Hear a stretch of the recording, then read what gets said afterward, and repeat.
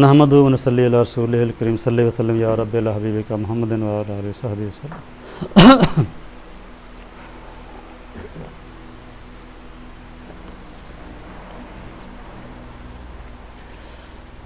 अज दी मजलिस का मुख्तसर जिहा मौजू साडा उनवान है आवाज़े दोस्त।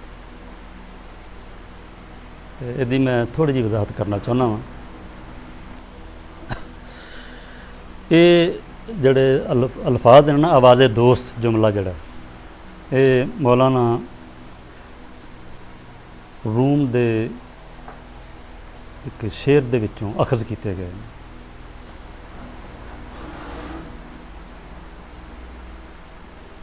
पूरा शेर है, खुश्क मगज़ो खुश्क तारो खुश्क पोस्त आज कुजा मी आयदी वादे दोस्त। तार खुश्क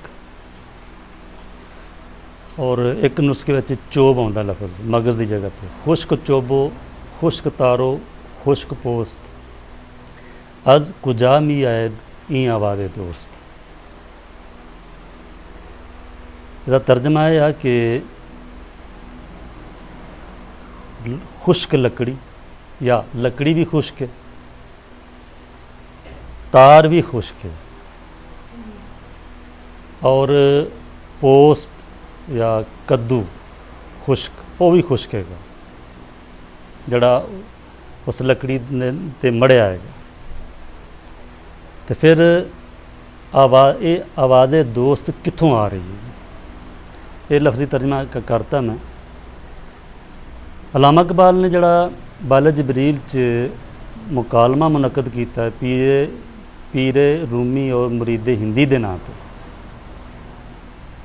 अल्लामा इकबाल ने अपने आप नूं रूहानी तौर पर मौलाना रूम का मुरीद ज़ाहिर किया है।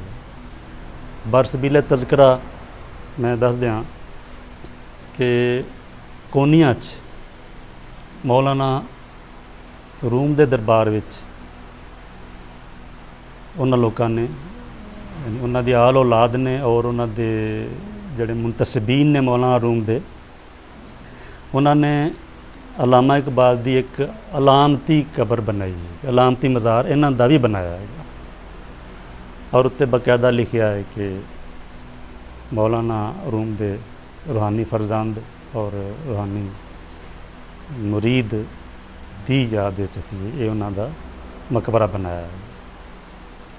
तो मकबरे के इहाते दे विच अल्लामा इकबाल की अलामती कबर। मैं दो दफ़ा एक दफ़ा गया था, उदों ज़ेर तमीर सी, लेकिन क्या कहते हैं कि मेहमान खसूसी होने की वजह दे नाल उन्होंने फिर मैनू उदों खोल के विखा दिता। हुण जो असीं गए हैं बच्चे सन मेरे नाल तो हुण तो ओपन है तकरीबन, बच्चों ने भी इन्हां जुनैद होना वेखी है कबर। ज़ाहिर एक रूहानी निस्बत है अल्लामा इकबाल नूं मौलाना रूम दे नाल।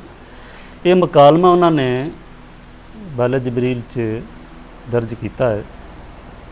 उहदे च दौरे हादर दे नाल ताल्लुक रखने वाले बहुत ज़्यादा पेचीदा मसाइल या पेचीदा किस्म के सवालात किए ने मौलाना रूम के कोलों रूहानी तौर पर गैबाना तौर पर, और फिर उन्हां सवालों का जवाब मौलाना रूम की ज़बान च दिता है। यानी मसनवी शरीफ चों उन्हां दे जवाब तलाश करके वो शेर लिख देते हैं कि उन्होंने जवाब है और बड़े बड़े कीमती सवालात ने। यह भी एक सवाल की शक्ल च उन्होंने जिक्र किया है। अल्लामा इकबाल फरमाते ने ए इमाम आशिकाने दर्दमंद याद है मुझको तेरा हरफे बुलंद खुश्क खुश्क चोबो खुश्क तारो खुश्क पोस्त आज कुजा मी आयद ई आवादे दोस्त। दौरे हाज़र मस्ते चंगो बेसरूर बेसबातो बेयकीनो बेहजूर क्या खबर इसको क्या है ये राज क्या दोस्त क्या है दोस्त की आवाज़ क्या आह यूरोप बाफरोगो ताबनाक नगमा उसको खींचता है सुए खाक। मौलाना ने जवाब, ये सारा सवाल है, मौलाना ने जवाब दिता है बरस माए रास्त हर कस चीर नेस्त, तुम आए हर मुर्ग के अंजीर नेस्त। ये सवाल और ये जवाब है। सवाल का मां हसले आ, ऐ इमामे आशिका ने दर्दमंद। अलामा इकबाल ने मौलाना रूम नूं इमामे आशिका ने दर्दमंद आशिका दे इमाम कह के मुखातब किया कि अलामा मौलाना रूम इमामुल आशिकीन ने। ये उन्होंने मज़ार दे जिहड़े उपर भी इमामुल आशिकीन लिखा लफ्ज़ जिहड़े, ऐ इमामुल आशिकीन, ऐ दर्दमंद आशिकां दे इमाम, मैनू तुहाडा वो कौल याद है, जिहड़ी तुसी गल कही है ना, मैनू वो गल याद है। गल है वो किहड़ी है जिहड़ी तुसी फरमाया है कि खुश्क मगज़ो खुश्क तारो खुश्क पोस्त, अज कुजा मी आए दियाँ वादे दोस्त। तुसी जड़ा ये फरमाया ना, ये मैनू याद है चंगी तरह। मौलाना ने फरमाया कि देखो ये दो तारा कह लो, से तारा कह लो, सितारा कह लो, सितार कह लो, असी उन्होंने अपनी ज़बान च किंग कहने हैं, जिहदे आखिर ते कद्दू लाया होंदा है। फिर कद्दू की जगह तो फिर वो बाद कद्दू की शक्ल दी भी चीज़ां लानियां शुरू करते उन्होंने। बाहर क्या जो पुरानी इसकी वजह कथा सी किंग दी, वो ये सी कि एक तार या दो तार या तीन तारा ने तो एक सिरे ते कद्दू होंदा सीगा। मौलाना फरमांदे ने कि देखो लकड़ी भी खुश्क है, जिहड़ी उत्ते तार बनी है तंदी वो भी खुश्क है, कद्दू जिहड़ा सिरे ते बनिया है वो भी खुश्क है, तो फिर एडी सोहनी इन्नी प्यारी तो इन्नी दिलकश आवाज़ कित्थों आ रही है? ये एक सवाल है, इस्तिफहाम है। ये फिर आवाज़ कित्थों आ रही है? अज कुजाम ही आए ये आवाज़ दोस्त। आवाज़ दोस्त एक तरकीब है, इनू असी तरकीब यानी जिहड़े दोस्त पढ़े ने थोड़ा बहुत उर्दू दे ग्रामर श्रैमर जानते हैं कि मरकबे तौसीफ़ी भी हो सकती है तरकीब, ये मरकब तौसीफ़ी भी हो सकता है। असी कहांगे आवाज़ दोस्त का मतलब है खूबसूरत, दिलकश, मानूस आवाज़, ऐसी आवाज़ जिहदे च दोस्ती की खुशबू आती हो, जिहदे चों दोस्ती की खुशबू आती हो। और आवाज़ दोस्त मरकबे इजाफी भी हो सकता है। दोस्त की आवाज़ जो मरकबे इजाफी करांगे ना, फिर अगर दोस्त की आवाज़, ये बहुत ही खूब अच्छी आवाज़ कित्थों आ रही है? एक माना मरकबे तौसीफ़ी के लिहाज नाल, और ये दोस्त की आवाज़ कित्थों आ रही है? मरकबे इजाफी के लिहाज नाल अल्लामा इकबाल ने इनू मरकबे इजाफी च लिया है। दोस्त दी आवाज़, दोस्त तो मुराद की है?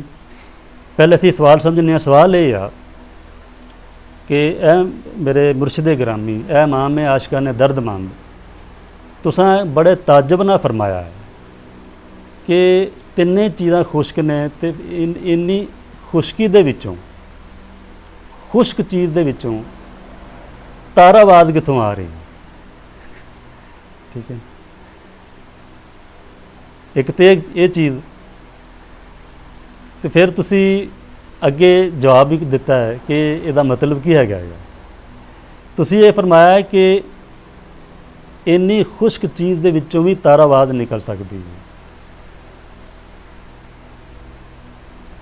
लेकिन हुण सूरत हाल ये आ कि दौरे हाज़र मस्ते चंगो बेसरूर, बेसबातो बेयकीनो बेहसूर। दौरे हाज़र जड़ा है ये चंगो रबाब दी शराब विच मस्त हो चुके हैं। चंग भी एक इंस्ट्रूमेंट है म्यूजिक का। चंग फारसी पंजे नूं कहंदे है, पंजे वर्गा हुंदा है। वो सूरत है तुसीं तकोन बना देना, तकोन इस तरह बना के अपना बोर्ड पता नहीं किधर गया, बना के दिखा दिंदा। उन्होंने गिलास एक बना दो, फर्ज करो तो तकोन बना के विचों दी इंज कर देंगे है। फिर दरम्यान च उहदे काफ़ी सारियां तारां होंदियां ने, उहदी शक्ल हथ नाल मिलदी है। दौरे हाज़र म्यूजिक विच मस्त है, कहने का मतलब है। और सूरत हाल यह है कि बेसरूर है, म्यूज़िक 'ਚ मस्त है, म्यूज़िक इस्तेमाल कर रहा है,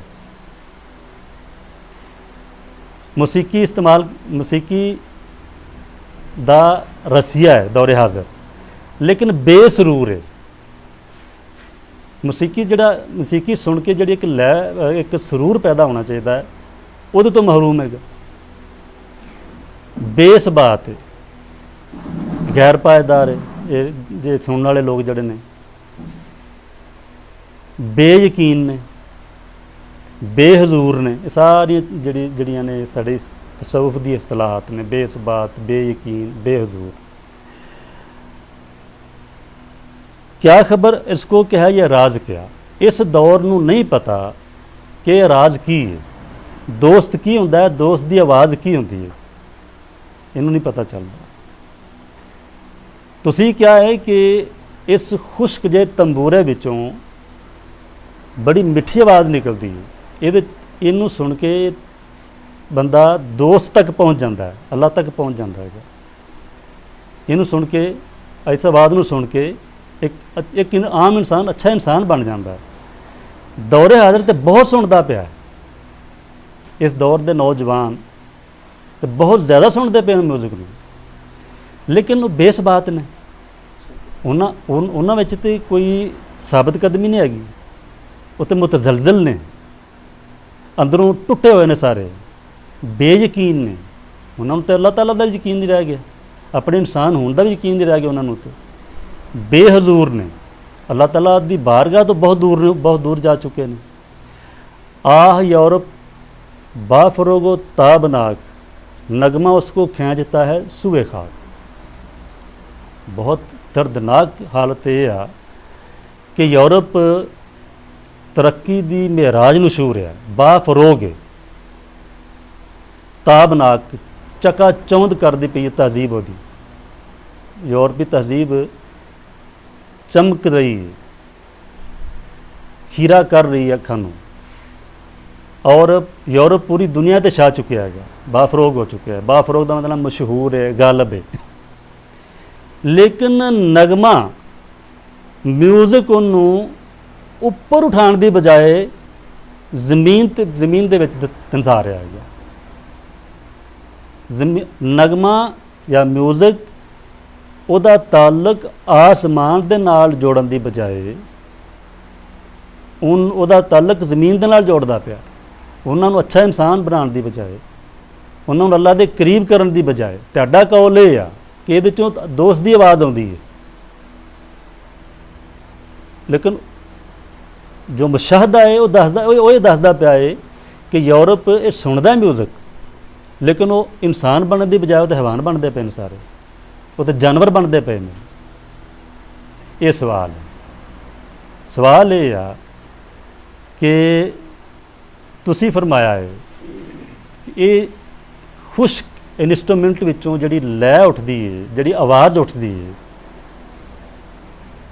इहदे च इन्नी तासीर हुंदी है कि इंसान जज़ब की कैफियत में आ जाता है, अल्लाह दे नाल ताल्लुक जुड़ जाता, उहदे च दोस्त की आवाज़ आना शुरू हो जाती है।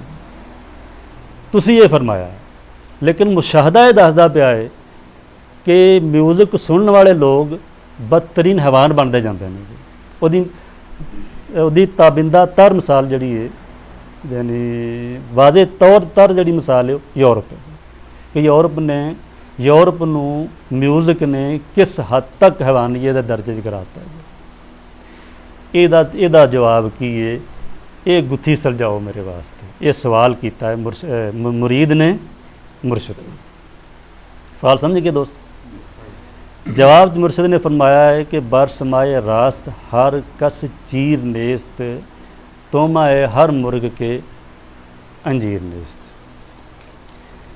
ये चीज़ पहले समझ लो। कल भी शायद अज ही मेरा ख्याल है गालबन अली ने थोड़ी जी वो बैच सवाल किया सी और थोड़ा जिहा इशारा मिलिया सी, दिता सी मैं। इकबाल फरमांदे ने ये जो मौलाना रूम ने फरमाया ना, ये बारे च तंबूरे दे बारे च कि खुश्क मगज़, खुश्क तार, खुश्क पोस्त, इकबाल ने यो लफ्ज़ जड़े ने इस तरह के तकरीबन बांसरी के बारे च इस्तेमाल किए ने ज़रबे कलीम च। आया कहाँ से, नालाए नए में सरूर मैं, असलिस की नए नवाज का दिल है कि चोबे नए। दिल क्या है इसकी, मस्ती व कुव्वत कहाँ से है, क्यों इसकी एक निगाह से उल्टता है तख्ते क्या है। लंबी नज़म हैगी। वो फरमाते ने कि आया कहाँ से, नालाए नए में, नए बांसरी नूं कहंदे आ। बांसरी जड़ा रोंदी है ना, आहोजारी करती है बांसरी, ਉਹਦੇ ਰੋਣ ਵਿੱਚ, ਆਹੋਜ਼ਾਰੀ ਕਰਨ ਦੇ ਵਿੱਚ ਇੱਕ ਸਰੂਰ ਪਾਇਆ ਜਾਂਦਾ ਹੈ। ਜਦੋਂ ਬੰਦਾ ਬਾਂਸਰੀ ਦੀ ਆਵਾਜ਼ ਸੁਣਦਾ ਹੈ, ਬੰਦਾ ਮਸਤ ਹੋ ਜਾਂਦਾ ਹੈ। ਫਰਮਾਉਂਦੇ ਨੇ ਕਿ ਬਾਂਸਰੀ ਦੀ ਆਹੋ ਪੁਕਾਰ ਵਿੱਚ, ਬਾਂਸਰੀ ਦੇ ਨਾਲਾ ਸ਼ੀਮਨ ਦੇ ਵਿੱਚ ਇਹ ਤਾਸੀਰ ਕਿੱਥੋਂ ਆ ਗਈ ਹੈ ਕਿ ਬੰਦਾ ਸੁਣ ਕੇ ਮਸਤ ਹੋ ਜਾਂਦਾ ਹੈ। ਅਸਲ ਇਸ ਕੀ नए नवाज का दिल है कि चोबे नए। फरमाते हैं कि दो चीज़ां ने, एक बांसरी नवाज है, एक लकड़ी का टुकड़ा है, और एक वह जड़ा इस लकड़ी के टुकड़े को इस्तेमाल करता पे। सवाल यह आ कि ये जड़ा सुरूर पैदा हो रहा है, जड़ी मस्ती इस नए की आवाज़ चो निकलती पई है, उसकी बुनियाद की सोर्स की है, वह नए नवाज है जड़ा बांसरी बजा रहा है, या कि लकड़ी का टुकड़ा है। यानी आवाज़ की मस्ती कित्थों आई है, उस लकड़ी के टुकड़े चों आई है या वजाण वाले की वजह तो आई है। अगर इस लकड़ी के टुकड़े में मस्ती है तो फिर कोई भी फड़ के बजा के दिखा दे। फिर इस लकड़ी की की खसूसियत है, कोई भी लकड़ी लवो और कोई भी बंदा फड़ के तो बजाना शुरू कर दे, कभी भी नहीं होगा। कहते हैं कि जो कुछ है ये असल नए नवाज का दिल है। ये नगमा, ये खूबसूरत नगमा, ये दिलकश नगमा इस लकड़ी के टुकड़े चों नहीं निकलता पिया, नए नवाज के दिल चों निकलता पिया। ये पिछे उसकी अंदरूनी कैफियत हैगी। असल इसका नए नवाज का दिल है कि चोबे नए। ये भी सवाल ही है। तो मुर्शद ने जवाब दिता है कि असल गल ये है कि बारसमाए रास्त हर कस चीर नेस्त, तो माए हर मुर्ग के अंजीर नेस्त। फरमा रहे ने कि असल गल ये समझो कि अल्लामा अपना मिर्ज़ा गालिब ने फरमाया है कि देते हैं बादा ज़रफ़े कदा खार देख कर। असल चीज़ ये आ कि जिस तरह ये समझो कि जिस तरह बारिश की तबीयत कोई फर्क नहीं, उन्हें जमीन पर जो पैना, बारिश ने जमीन पर जो जमीन पर आना है, बारिश ने एक जगह पर बरसी, उत्ते फल पैदा हो जाने हैं, फुल पैदा हो जाने हैं। नाल दे टुकड़े बरसी, वही बारिश है, वही पानी, उत्ते घाह बूट पैदा हो जाना। एक किसी होर जगह पर बरसी, उत्थे झाड़ जंगाड़ पैदा हो जाएगा, कंडे पैदा हो जाएंगे, किकर चिकर पैदा हो जाएंगे। किसी होर जगह पर भी बरसी नाल ही, उत्थे कुछ भी नहीं होएगा, बंजर रह जाएगी ज़मीन, हो कलर बन जाएगी मजीद। तो बारिश के पानी दे नाल की उगना है उत्थे, ये जमीन की सलाहियत ते मुनहसर है। जमीन किवें दी है, कलर ज़मीन है, फिर तो ज़ाहिर कुछ नहीं उगेगा, कलर का उग पाएगा। बंजर ज़मीन है, कुछ भी नहीं उगेगा। चटियल ज़मीन हैगी, फिर वो पानी बहेगा, अपना बरसेगा तो बह जाएगा। और अगर जरखेज़ है तो फिर फुल भी उग पैणगे, फल भी उग पैणगे, सब्ज़ा भी उग पाएगा। इस तरह ही हर चीज़ का ताल्लुक इंसान की अपनी कैफियत के नाल है, अपनी सलाहियत के नाल। कुरान करीम ने दो लफ्ज़ों से नुकता हल कर दिता है, युज़िल्लु बिही कसीरन व यहदी बिही कसीरा। कुरान करीम हुई, अल्फाज हुई ने, एक पढ़ता है तो अल्लाह ताला तक पहुँच जाता है, खुदा रसीदा बन जाता है, और दूसरा पढ़ता है तो गुमराह हो जाता है।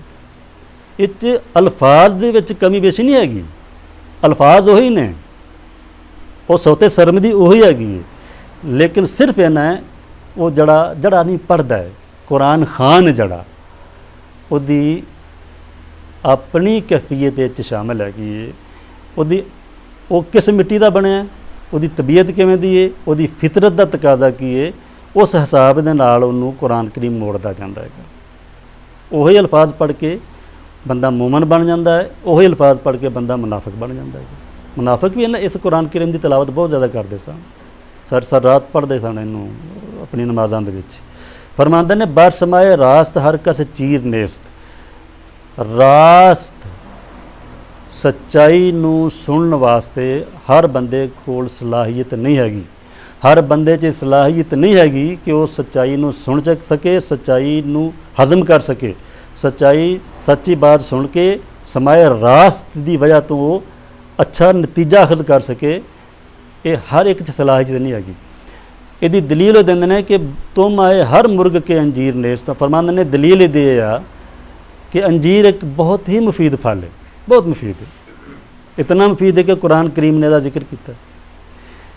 ਲੇਕਿਨ ਅੰਜੀਰ ਹਰ ਪਰਿੰਦਾ ਨਹੀਂ ਖਾਂਦਾ, ਬੜੇ ਨਾਜ਼ੁਕ ਮਿਜ਼ਾਜ, ਬੜੇ ਹਸਾਸ ਕਿਸਮ ਦੇ ਪਰਿੰਦੇ ਖਾਂਦੇ ਨੇ। ਬੁਲਬੁਲ ਖਾਏਗੀ, ਫਰਜ਼ ਕਰੋ, ਤੋਤਾ ਖਾਏਗਾ, ਹਰ ਪਰਿੰਦਾ ਅੰਜੀਰ ਵੱਲ ਨਹੀਂ ਜਾਂਦਾ, ਔਰ ਹਰ ਪਰਿੰਦਾ ਅੰਜੀਰ ਖਾ ਕੇ ਉਹਨੂੰ ਹਜ਼ਮ ਨਹੀਂ ਕਰ ਸਕਦਾ। ਇਸ ਵਾਸਤੇ फ़ायदा सिर्फ वही आदमी उठाएगा जिहदी फितरत साफ है, जिहदे अंदर टेढ़पन नहीं, जिहदे जहन च कजी नहीं हैगी। अगर फितरत जिहड़ी है ये साथ दे रही है, और अगर तुहाडा जहन, तुहाडा दिमाग, तुहाडा दिल फितरत दे नाल हम आहंग हो चुकिया है, तो फिर तुहानूं ये अच्छी बात जिहड़ी है फिर अच्छी लगेगी। अदरवाइज तुसीं इहनूं बुरा समझोगे और इस तो गलत फ़ायदा उठाओगे। किसी भी चीज़ तो जिस तरह के गलत फ़ायदा उठाया जा सकता है, इसी तरह यूरोप भी इस चीज़ तो गलत फ़ायदा उठा रहा है, और इसी तरह हर छोटे जहन का आदमी, हर कम ज़रफ आदमी इस तो गलत फ़ायदा उठा रहा है। आखिर दावाना अल्हम्दुलिल्लाहि रब्बिल आलमीन, सल्लल्लाहु अलैहि वसल्लम या रब्बी अला हबीबिका मुहम्मदिन व अला आलिहि व सहबिहि वसल्लम।